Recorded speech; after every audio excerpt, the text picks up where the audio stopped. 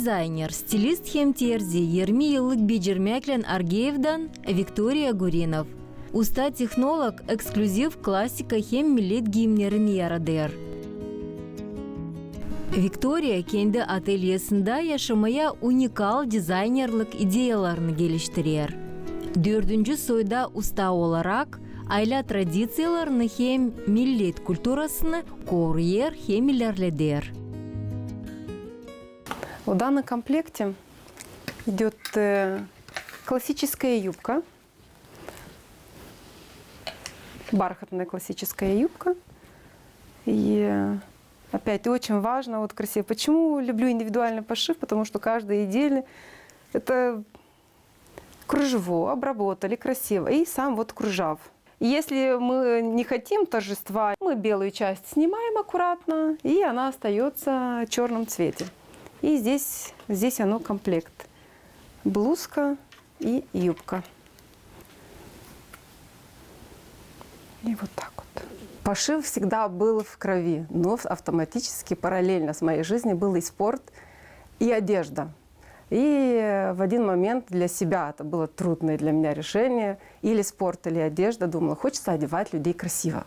Всегда для себя что-то новое. Как Новый год, я какую-то изюминку надо себе придумывать. Не умела шить с детства. Так, вручную. Где-то своровала у мамы там кусочек ткани, чтобы она не видела. Или там ей испортила какую-то вещь. Вот за любую ошибку она просто говорила, так, другой раз так не делаем. Лучше спрашивай, потому что испортила где-то и бархатное красивое платье, которое мама держала на вечер. Какой-то там...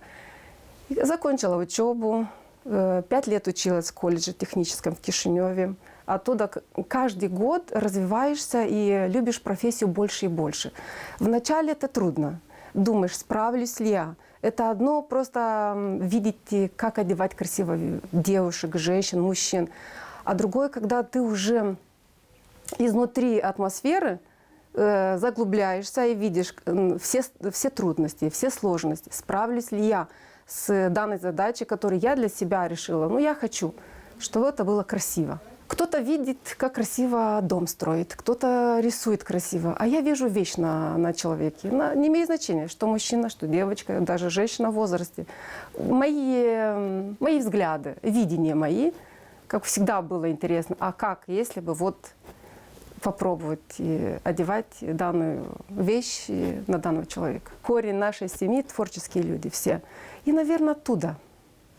От бабушки, от мамы. Но стала развивать и рассказывать людям о творчестве, от сувениров, от ручной работы. Это я, одна из семьи, которая взяла на себя смелость, потому что у каждого свой интерес. Что касается культуры, сейчас молодежь отошла от этого. Все новое, все новое. Но мне важно это сохранить, своих детей приучить к этому. Новое всегда будет новое. А корням, о родных, от бабушек, дедушек, род, откуда ты пришел, не надо забыть. Надо это продолжить, рассказать и сохранить по возможности в семье. Я по национальности молдаванка, живу в регионе Гагаузии. Я очень люблю гагаузскую культуру. Очень красивая одежда. И меня вот это элемент, орнаменты, наверное, как-то, знаете, влились. Я молдаванка, потихонечку в гагаузскую культуру. И давно стоит в образе, хочется создавать коллекцию и молдавская, и гагаузская. Находясь здесь, хочется развивать, узнавать. И немаловажно, когда любой певец, артист на сцене, если поет гагаузскую песню, чтобы сам костюм тоже соответствовал данной песне. И всегда советуем вместе. Если молдавская песня, значит шьем и сохраняем элементы с молдавской песни. Если гагаузская, значит гагаузскую. Не всегда хотят косынки. Обычно, как говорят, надо сохранить и фартук. Ну, мы уже модернизируем, скажем, по чуть-чуть костюмы и даем такую легкую нотку новой жизни.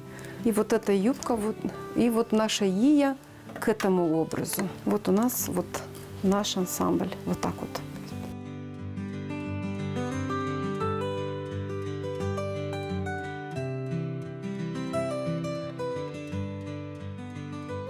Мои модели, девочки, молодцы, они всегда Что будем мерить? Я им благодарна. Вот благодаря им и развиваешься. Клиент, приходя, он приносит эмоции. Если, уходя, ты тоже получаешь от них эмоции, ты хочешь развиваться. Если взять в сравнение, допустим, молдавский костюм. В молдавском костюме идет юбка, рубашка ия, и там уже жилет. А в гагаузском костюме подразумевает платье. Вот именно женский образ. Всегда это платье, косынка, фартук, жилет, да. И больше геометрические узоры. Цвета земли, пшеница, солнце, геометрия. Вот это именно гагаузские символы. Молдавский уже крестик, тоже геометрические символы, но уже в крестик вышито. Те же элементы, если мы ставим в платье гагаузского стиля, это одно. Те же элементы на молдавском костюме ия, рубашка на молдавском, вот именно ия, который уже по-другому будет играть. Правильно использовать элементы уже символизирует и показывает правильную культуру, как молдавский костюм и гагаузский костюм. Есть элементы древа жизни, тоже есть символ. Нукушари – это орешки, если точь-точь, но вот символ. Колосок, пшеницу в желтом цвете можно, как мы же вышиваем в разного цвета, но есть, которые плодотворие, мир. Есть голуби тоже в букетах, молдавский костюм – это мир. Солнце – это небо, покой. Есть нитки. 120-ка от размера. Чем меньше номер ниток, значит, она будет более толстая, плотнее. На джинс, на шифон. Ниток никогда не бывает мало. Всегда ассортимент надо увеличивать, и всегда что-то не хватает, и все равно какой-то цвет не хватит. Вот, например, вот эти нитки для вышивания, они сами очень тоненькие, качественные. Вот раньше вот гагаузские именно костюмы были красивого шелковое платье, бархатный верх. Видела и такого. Отдельно юбка была шелковая, и верх блузка была с бархатным ткань. Очень красиво. Стараюсь не повториться, сохранять те элементы, которые так и должно быть, сохранить костюм. А уже элементы, рисунки, где-то кружева, где-то какие-то детали, это уже мое лично, как я их вижу, как раскрывает платье.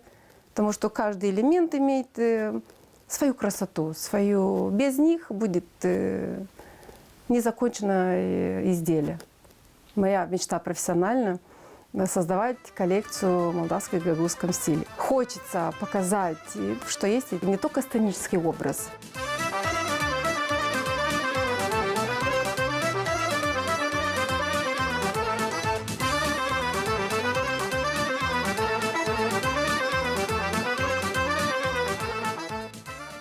Вот многие используют етну. Классическое тоже платье, какой-то жилет с орнаментом подлиннее, все. Уже не скажешь, это гагаузский или молдавский костюм. Это уже будет етно-стиль. Например, как на вас? Эти орнаменты, это у меня повсюду. Это всегда я и вижу. И жилет. Естественно, я в данном никак не могу сказать, что это молдавский или гагаузский костюм. Это уже етно. Данный жилет, вот данный аксессуар, его можно использовать и в классическом повседневной жизни, даже в тот же офис. 8 марта. Пришли девочки все красивые в жилет. Почему бы и нет? Какой-то элемент передавать и одевать красиво. Если это в семье не полюбили, не рассказали о культуре, о традициях, обычаях, трудно молодым сказать, что это красиво, что-то эстетично, что-то не стыдно одевать костюм. Я уверяю, если я одену какое-то платье в гагаузском стиле и выйду по улице, все будут поворачиваться и буду думать совсем по-другому. Не буду воспринимать или как артиста, потому что мы привыкли. Артисты, ведущие, вот они красиво так. А так вот простого человека не каждый поймет. Честно, вот хочется, чтобы принимали, например, какой-то элемент, даже какой-то элемент скульптуры, дальше, что продолжить, чтобы не надо стесняться одевать какой-то национальный элемент на себя. Вот есть такой тренд, скажем так, джинсы с ия. Это очень красиво. Даже если на любое классическое платье какой-то корсет с вышивкой национального элемента. Сейчас корсеты полюбились всем. Почему бы не одеть на ту же ию, закрытую, тот же открытый корсет? Уже это не будет вульгарно, но будет по-другому играть. Вот каждый элемент, почему бы и нет? Тот же пояс. корсеты, те же украшения. Данный мини-корсет, пояс, регулируется и дает один элемент декора уже к нашему изделию. Меня все вдохновляет, честно вам скажу. Солнце есть, все, что-то яркое, что-то вот хочется. А если пасмурно, все, какие-то более спокойные тона, даже тот же темный бордовый. Стараюсь больше от природы взять вдохновение. Для меня каждая работа это праздник. Вот если я хочу поднять себе настроение, вот отхожу от классики, потому что я шью и классические изделия, костюм, платье, и перехожу на именно вышивание. Нравится создавать работу своими руками. Где хлеб печь, где вязать крючком, где пошить одежду. Важно в моей работе уметь вязать, плести. Для меня вязание и как успокоение. Это отдельная любовь к работе. Опять вот этому приучила меня бабушка. Она говорила, надо. Любая девочка и женщина должна уметь шить и вязать. Шить научили меня, вязать научили. Без поддержки мужа я скажу, что я бы много не успевала, потому что он и опора, и если только работать, не успеваешь где-то дома, не успеваешь. Сейчас, как дети стали старше, я могу больше работать. Могу показать рубашку, как я использовала данное кружево в изделии. Классическая рубашка, если там так одеваешь, ты уже более особенно, ты уже не как все. Ну, это красиво. Не знаю, мне лично нравится. Другим, кто видел, тоже нравится. Бывает старая рубашка. Ну, мы не хотим с ней расставаться, но хотим какую-то изюминку. На тот же манжет красиво пошили кружева, плели нашего размера, который нам нужно, на воротничок, даже просто на воротничок и манжеты. Все, данная рубашка имеет вторую жизнь. Вот для этого. Кружева мы можем использовать не только, скажем так, в изделии. Те же скатерть праздничные. Одну большую красивую скатерть. Если мы по краю пошьем красивый кружев, все, оно уже придаст другую атмосферу. Когда ручная работа, это всегда энергия хорошая. Есть и механические, но я люблю именно. Да, это много времени занимает, но это красиво. Я не иду по трендам. Для меня важно не всегда то, что это в тренде, на человеке это будет смотреться красиво. Есть мода оверсайз, которые это большие вещи, плечи большие. Девочка хочет, но на нее это некрасиво. И всегда стараюсь сохранить тренды, но смотря открытыми глазами на клиента увидеть, красиво ли на нее это изделие. Тот же костюмы, тоже платье вечернее. Людям не хватает именно повседневно вот качественная одежда. Я и портной, но могу и создавать одежду с нуля, вот как я ее вижу.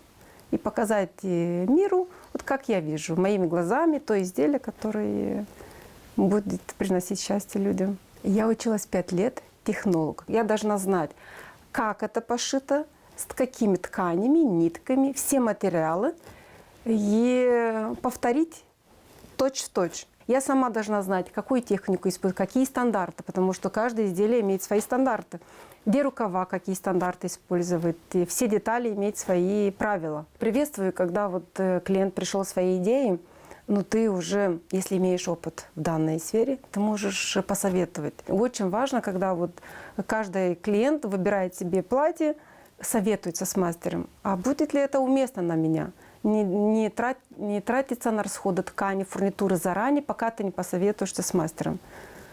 Потому что мало знать теорию, если нет практики. Допустим, можем начинать какую-то модель, но мы отходим немножко от той модели. Вот я увидела иначе, но на клиента это смотрит изящно. Они принимают с достоинства мой взгляд, и я благодарна, что они верят в меня. И когда ты видишь на человеке вот красивую одежду, для меня это важно, чтобы было качественно, вот в первую очередь, чтобы было качественно. Вещь должна людям поднимать настроение. Вот одела одежду, и когда вот чистенько, вот не чисто вот чистотой, а вот даже нигде ниточки нету, все глажено, все аккуратненько. Ты одеваешь, и ты согреваешься. Вот тогда, значит, Виктория правильно делает, что занимается пошивом и не выбрала другую сферу. Первые мои заказчики были мама с папой. Жаль, что папы уже нету. Помню, как сейчас для них пошила одинаково. Папа в костюме, мама тоже. Вот, наверное, они мне дали вот такую для семьи. Вот и создавать именно для семьи, чтобы одевать своих. Маму, папу, мужа, детей, близких. Да, многие мои близкие, даже мои дома, все в маминой одежде. Такое удовольствие, что это создано моими руками. Что они, когда будут одевать на себя вот эту одежду, скажут, это мама пошила, это моя жена пошила, это моя дочка пошила. Мама особенно гордостью всегда носит мою одежду. И всегда, если где-то надо критиковать, я всегда принимаю критику. Потому что за счет критики мы развиваемся. Правильно берем решение. Не всегда мы получаем удовольствие от того, что создаю именно для своих близких. Был и костюм для жениха, было и свадебное платье красивое. Даже свадебное платье имела первый раз опыт за 3 дня, потому что горела. Но справились с задачей. Клиентка осталась довольна, красивая. 2, вот на мой опыт 2 свадебные платья пошила. Первый мой опыт было для Кадынджи. Национальный костюм гагаузский пошила. Потом имела опыт с Кангашика тоже для Дома культуры. Пошила коллективу Алтын Чешмя. Тоже, если есть и коричневые, даже если, может, видели, коричневые длинные мантии ребята, и девочкам шортики, фартуки и жилет. Вот один из опытов с Алтын Чешмя имела. Это пошито очень давно, скажем, 9 лет это ей есть, это моей дочке. Новогодний костюм, надо было быть в молдавском стиле. И я как-то, вышивательной машинки на тот момент не было, я решила украсить элементом, это идет кружева. Капроновые кружева. Здесь идет юбка солнца. Юбка солнца с орнаментами. Опять играет фантазия, как оно хочет. Идет орнамент готовый. Здесь это катринца. Вот здесь это моя мама ткала, сделала дочке подарок. И я ее реализовала уже в жизни. Если говорить о кружеве и элементы декора, тот же классические брючки. Здесь это классические брюки. Вышила с серебряной ниткой. Трудно, но на солнце очень красиво, эффектно блестит. И элемент кружева уже пришито на самой рубашке. Здесь у нас идет классика, бархатное платье, которое в ближайшее время на нее будет коллекция. Там вот это идет из не только традиционный, но еще классического образа. Здесь у нас молдавский костюм. Юбка солнца с орнаментами геометрические и пояс, который завязывается в талии.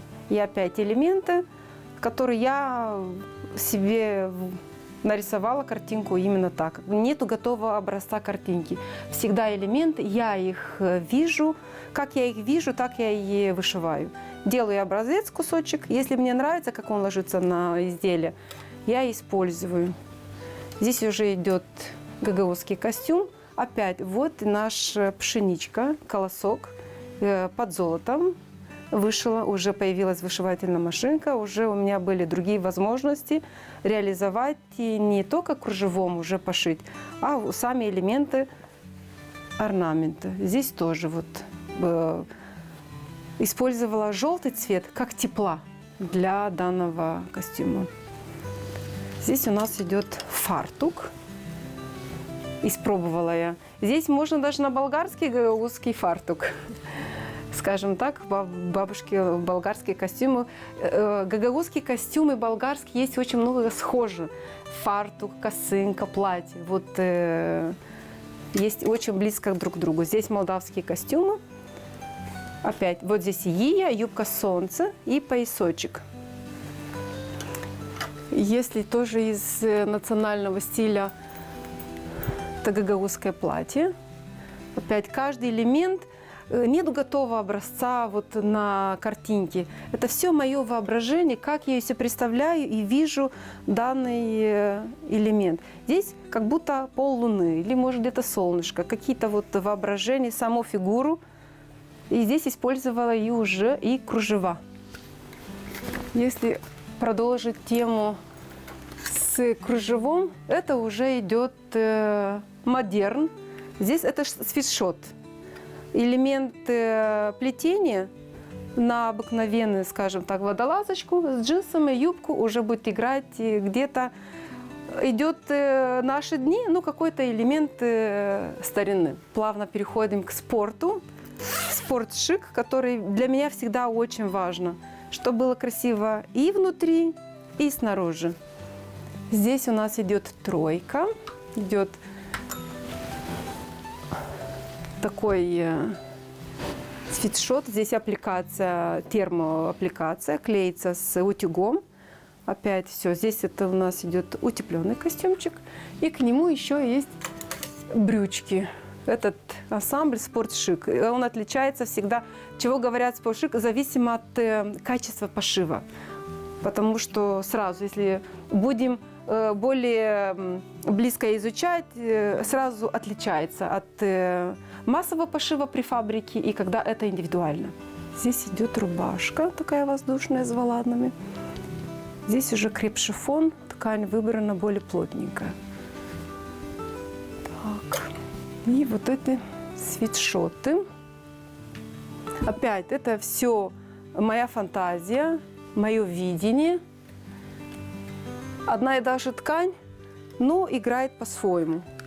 Жемчужину пошила, чтобы чем-то отличилась и была какая-то изюминка данного образа. Это вечерний образ моей дочки. Каждый должен с любовью относиться к своей работе. Идти на работу не так просто заработка. Не всегда моя работа приносит заработок. Очень много я душой и энергией трачу и без денег. Мама всегда учила работать. Мы приучены работать. Вот мы работаем. Но все это относится с любовью к профессии. Здесь у нас молдавская юбка в молдавском стиле.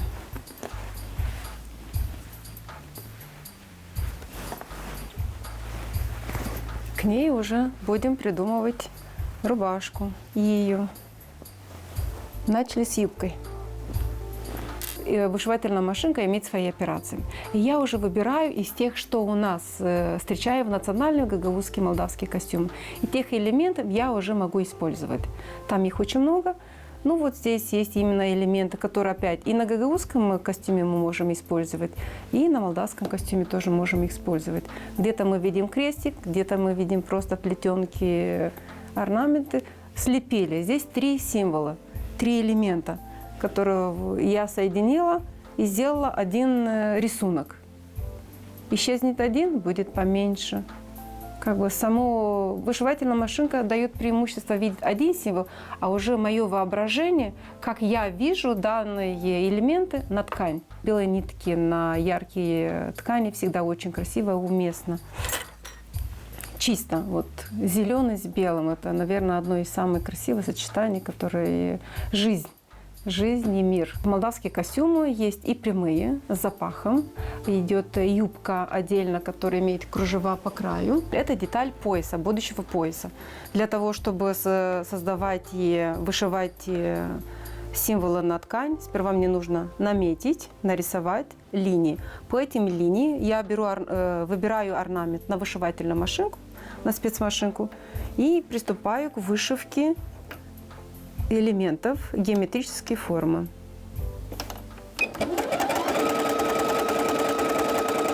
Если где-то я неправильно отойду на миллиметр, уже не будет четкость линии. Монотонность, конечно, устает глаз. Бывает даже во время такой работы можно и засыпать, честно вам скажу. Приходится часто делать посекундные паузы, чтобы взгляд менял ракурс. Если бы не получилось сшить и не видела результата на клиентов, на свою семью, наверное, бы и не оставилась в данной профессии. А так, любовь и создавать одежду, это было выше, чем, как говорится, мои желания в тот момент. Когда ты видишь готовый результат, ты уверена в себя и идешь дальше. Когда не получается, конечно, если не получилось, оставила бы на месте и сказала, больше не буду развиваться. Есть проект «Пошив платье». Перед любым началом ткань надо стирать. И я все ткани стираю. Кто-то, может, и не верит, но у меня всегда большая стирка. Любое, потому что есть ткани, которые дают усадку во время пошива. И, может, во время работы мы увидим, что она линяет. Значит, все, если есть... Клиент захотел контраст черно с белым. Ну, а во время стирки я обнаружу, что ткань линяет. Все, я заказчику говорю, что у нас белый отпадает, будет только черным цветом. Как бы белый уже туда мы не ставим, потому что на второй стирке просто испортится сам комплект. И бывает, что клиент приносит сам, мы выбираем. Я и сама люблю покупать ткани, иметь запас. 80% должны были быть пошиты на меня и мою семью, но никак не... Это всегда предлагаю клиентам, потому что девочки пришли с идеей, а ткани нету. Все стирано. Даже та же шерстяная ткань, умеренная 30 градусов. Шерстяные всегда ручные стирку. Никогда в стиральную машинку. Просто она должна впитаться достаточно водой. А что касаемо шифона, подкладка одно из самых важных, всегда надо стирать. И всегда мне важно качество ткани. Бывает, что говорят, ну, есть и подешевле. Ну, и будет меньше вноски, к сожалению. Чем дешевле и быстрее порвется, разойдется по швам. Они пригорают, и появляются такие полосы. Для сохранения ткани лучше вот так в закрытом пространстве всегда сохранять. Творческий взгляд – это от мамы, это от бабушки. Это у нас ДНК, это корни наши. Это от них. У нас бабушка. Не все у нас были творческие люди. Прабабушка вязала очень красиво крючком. И ткала, и вязала. От них у меня осталось только вязание. Я ткать не умею. Они у меня такие, вот мама, она создает. И у нее тоже, вот нету образец точно. Вот, если ей не понравилось, есть картинка. Если во время работы у нее не слаживается, вот не видит те цвета между собой, она автоматически меняет. Если обратить внимание, все вот это мамины работы. Это станок маленький. В Касамаре, вот у молдаван, вот у нас всегда, вот у бабушки, по крайней мере, у нас вот в селе, в Касамаре обязательно была совка, внутри оно еще открывается, и там стелится ковры, самые ручники, там они вот сохранялись. И были еще подушечки с крючком вязано, вышитые. Может, и здесь на юге где-то есть Касамар, но у нас у молдаван это точно в каждом доме в селе. Обязательно есть одна комната, которая это идет красивая, торжественная комната, которая чисто праздники. Там мы так каждый день не имели права. Новый год, гости, День села, Рождество, когда вот именно там я любитель вязания старых изделий. Мама подарила. Вот если она где-то что-то находит, по сегодняшнего дня мы покупаем. Если где-то увидели, это мама мне подарила, наша учительница труда с села Раиса Семеновна, вот на мое день рождения.